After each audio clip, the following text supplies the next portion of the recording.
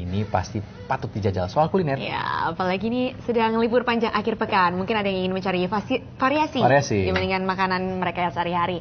Karena saudara, kuliner Indonesia dan India ternyata banyak menggunakan jenis rempah-rempah yang sama. Kayak gampang ya? Tidak asing di lidah kita gitu. Dan jangan takut untuk mencoba. Bahkan saudara, bagi sebagian orang India, kuliner tanah air itu juga ternyata buat mereka tidak asing juga di lidah mereka.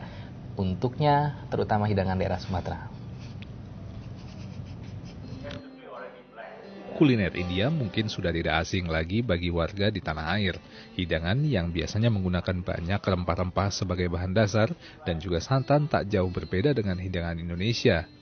Mungkin teknik masak yang sedikit berbeda. Mungkin sepintas hidangan chicken biryani ini nampak seperti nasi goreng, tapi ternyata cara memasaknya sangat berbeda. Kalau nasi goreng dimasak dengan sangat cepat, chicken biryani ini dimasak perlahan, yaitu berlapis-lapis mulai dari nasi, rempah-rempah, ayam, dan dimasak secara pelan sekitar 4 jam lamanya. Karena kemiripan kuliner kedua negara ini, bahkan bagi orang India, hidangan Indonesia tidak asing di lidah mereka. There's nothing to adapt, it's so similar. So it's just a matter of appreciating the few differences that are in each dish. Indonesian and Indian food aren't that much different.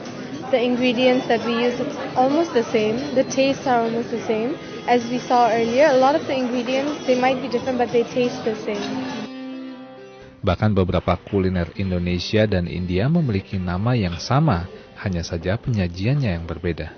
Sumatra and India, we have a lot of common spices and common ways, methods of cooking with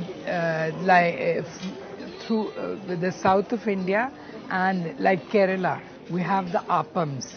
You have appams here, appam manis. Yes. We have the appams which are savory and we eat with a chicken stew. Sate Padang. Sate Padang ada satu bumbu yang namanya klebek. Saya sebenarnya pada saat pertama dikasih tahu klebek, saya tanya ini apa. Secara fisik saya lihat itu adalah salah satu rempah dari India yang tumbuh di daerah Padang Pasir dekat daerah kering di Rajasthan. Berarti kan dari India membawa ke Sumatera. Sekarang saatnya hidangan penutup. Kalau biasanya di Indonesia es krim kebanyakan rasa vanila dan coklat. Kalau untuk hidangan India, es krim bisa juga dibuat dari saffron ya Mas ya. Saffron itu adalah sejenis tanaman yang berwarna merah. Itu yang bisa juga untuk memasak hidangan-hidangan makanan kontinental, makanan sehari-hari. Tapi bisa juga untuk dibuat makanan hidangan penutup. Kita coba dulu. Rasanya manis, unik, es krim penuh dengan rempah-rempah. Tapi rasanya juga enak. Dari Jakarta, Bevli Gunawan dan Eko Purwanto melaporkan.